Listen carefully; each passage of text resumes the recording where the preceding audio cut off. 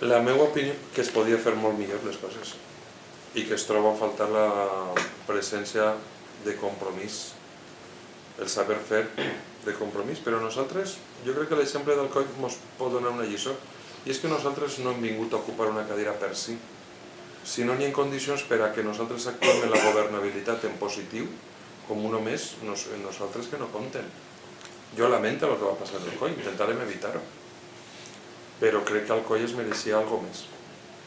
Sí, la meva opinió és que les corporacions municipals, les administracions públiques tenen necessitat de comunicar-se amb els ciutadans i el millor és que es comuniquen els mitjans de comunicació pròxims